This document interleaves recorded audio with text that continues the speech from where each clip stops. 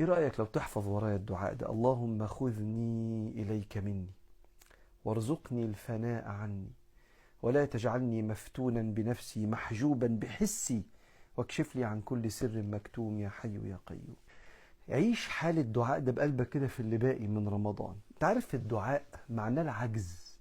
انا يا رب مش عارف احس بالمشاعر دي، ومش عارف اكمل احساس جميل كان في اول رمضان. يا رب خذني اليك مني. خدني مش يعني موتني، خدني مني. انا عمال افكر ومشغول بحاجات، خدني من ده كله. اللهم خذني اليك مني.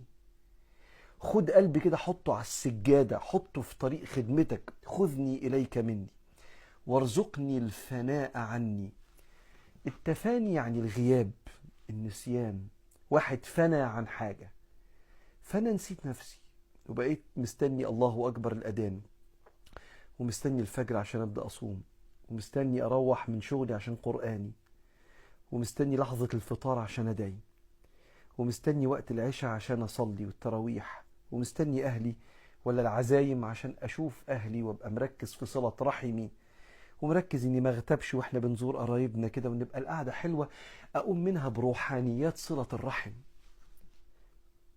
خذني إليك مني وارزقني الفناء عني ولا تجعلني مفتونا بنفسي. كل حاجة كده ايه، بلف في فلك نفسي كده، شو انا عايز ايه ومش عايز ايه. لا لا لا، خليني معاك.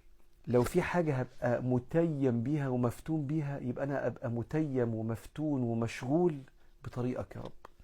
ولا تجعلني مفتونا بنفسي محجوبا بحسي.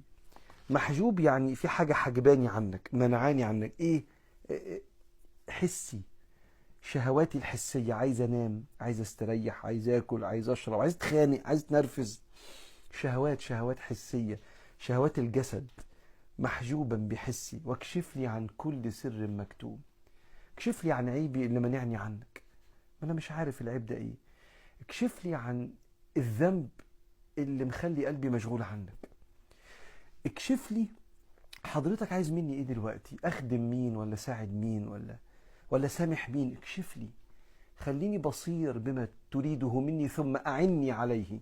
اجعلني بصيرا بما تريده ثم أعني عليه. حال من العجز والفقر إلى الله. تعال نكمل بده.